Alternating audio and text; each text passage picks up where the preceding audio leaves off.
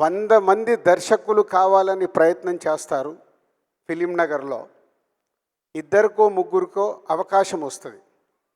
Maximum 5గురికి అవకాశం వస్తుంది. 95 మంది ఫైళ్ళు పట్టుకొని తిరుగుతారు, కానీ వాళ్ళకి అవకాశం రాదు.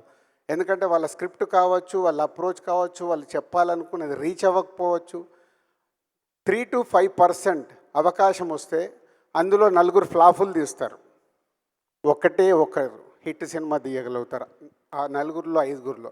ఆ హిట్ తీసిన ఆయన కంటిన్యూ అవుతూనే ఫ్యూచర్లో మళ్ళీ ఆయనకు అవకాశం ఉంటుంది. అంటే ఎంత పర్సెంటేజ్ వచ్చింది?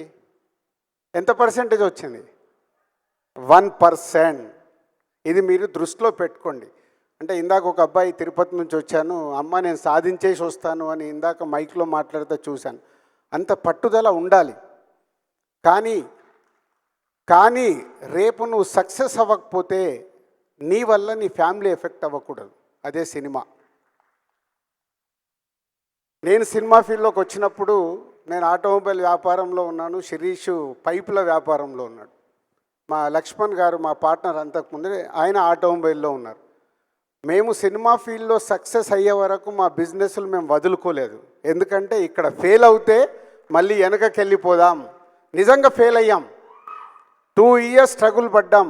ఎంత స్ట్రగుల్ పడ్డా అది వదలకుండా, సాధించే వరకు వదలకుండా, ఆ బిజినెస్ను వదులుకోకుండా సాధించాం.